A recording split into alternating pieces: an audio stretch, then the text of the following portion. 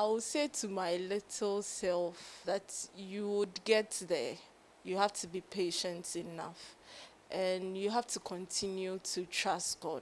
The strongest action for a woman is to love herself, be herself, and shine amongst those who never believed she could.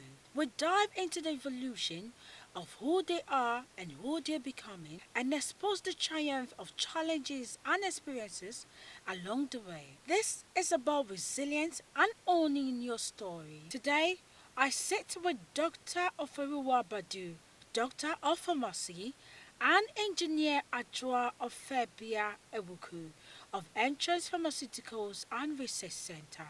As women achieve power, barriers will fall or society will see what women can do. The theme for this year is focusing on the need to accelerate action, emphasizing the importance of taking swift and decisive steps to achieve gender equality.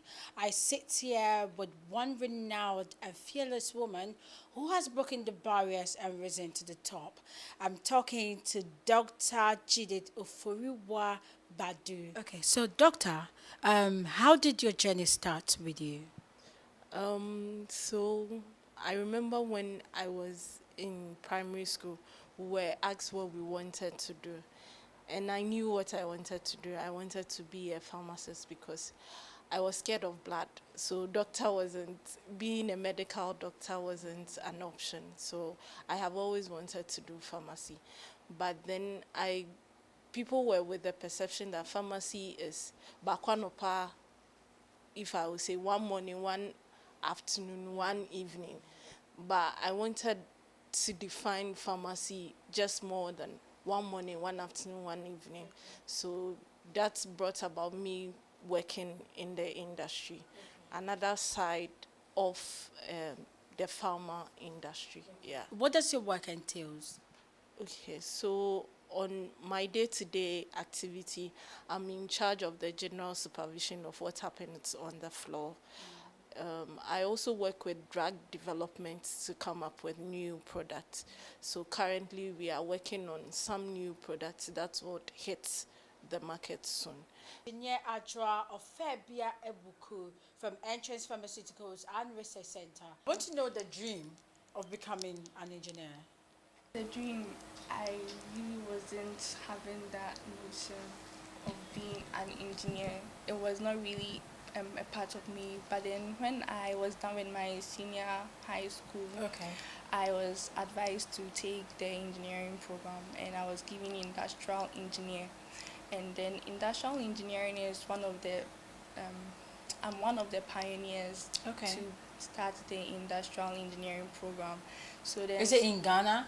yes, it's in Ghana, in KNUST. Okay, so in KNUST, you are Yes. one of the pioneers that started The industrial engineering. program. Wow. Yeah. And which year was that? 2018. 2018. Yes. Wow, congrats. Thank you. I'm so honored to be here with you. Yeah. Okay. So, to be honest, people don't really know much about industrial engineering Yeah. since it's not really a part of our Day- day-to-day yes, activity. So, when I was even doing my internships before I completed school, when you go to these firms and then you want to do internship, they don't really know where to even put you in the first place.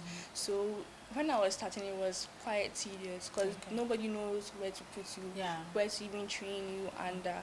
But then with the knowledge I gained from school and then the little practicals I used to do in the internship, I was able to find my grounds, my foundation, and know exactly what I want to do in that aspect of industrial engineering. Okay. And then I started. And Okay. then I So, came here. walk us through what you do on a daily basis as an Okay. engineer. What do you do? Okay, so what I do is I ensure that the engineers, their day-to-day programs, so let's say if I take their downtime, they make sure that they do their corrective maintenances and they also do their preventive maintenances and then they also do other operations like RO. We have something called the reverse osmosis plant. So they ensure their check that has to be done over there as well. And I ensure that they get trained on certain standards of operating procedures.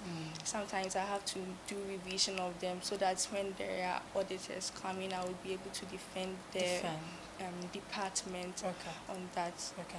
Let's see challenges, because when we talk about engineering, we know it's a man's job, it's a field for men. What Yeah. has been the challenges with you? Well, I would talk about the gender thing, but then wherever I go, I think most of the men are actually quite thrilled Okay. to see women trying to Yeah. push forward to it. So one will say this is a job for a man to be in charge or to make sure that we come up with a product. Tell me some of the challenges. Have there ever been a point where you felt that preference was given to men?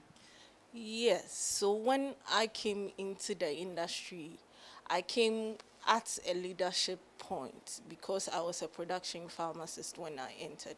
So I had people that were working under me, that were males that were some were even older than I am, and it posed a lot of issues because in our cultural settings, usually women are not supposed to give instructions.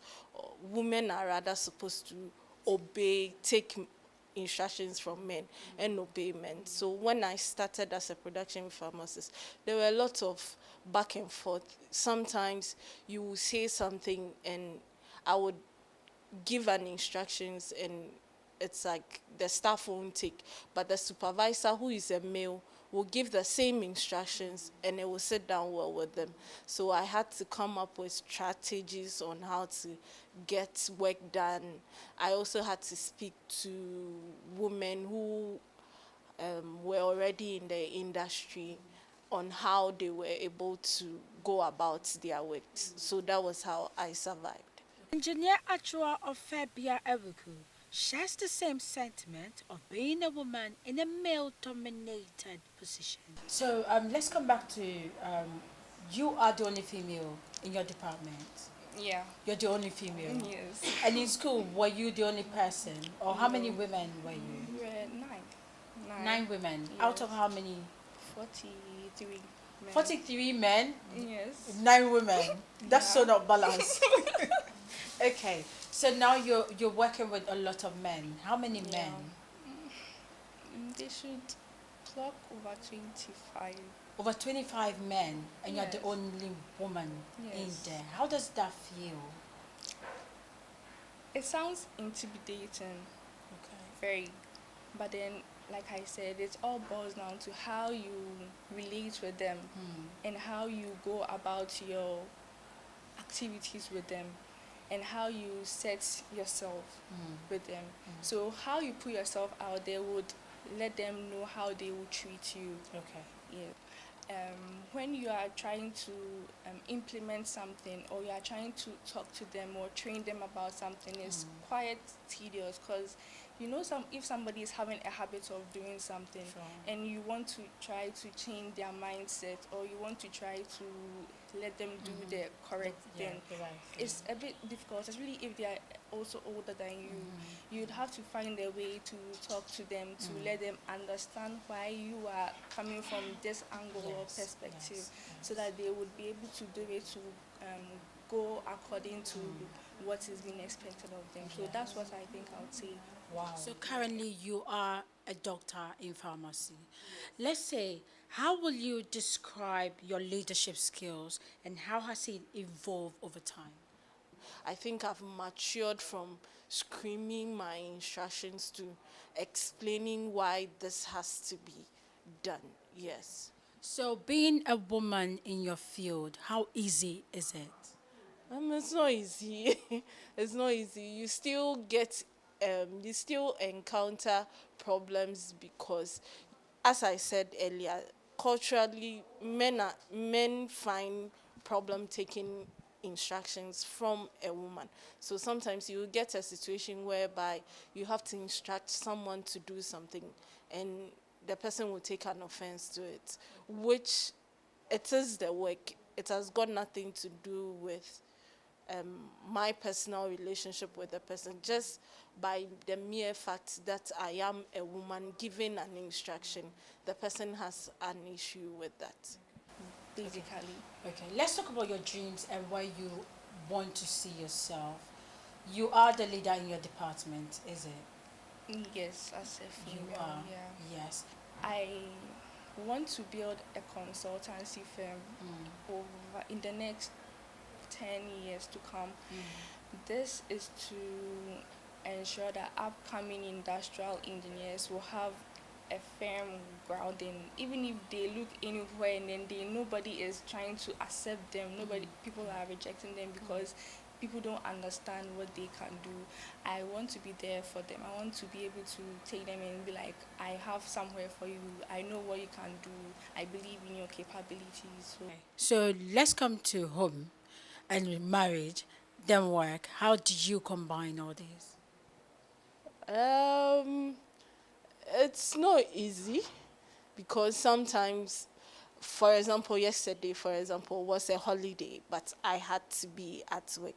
It takes a lot of planning, a lot of sacrificing, and it also takes a man, your husband or your partner has to understand the kind of work you do in order for the relationship to move forward. That is what I would say. Okay, so throughout your career, you have pushed yourself or you've had people push you to attain where you are.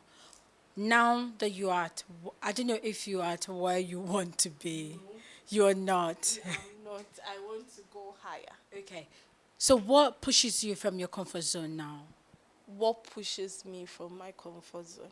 I have always wanted to be someone a little girl can look up to and say, this is where I want to be.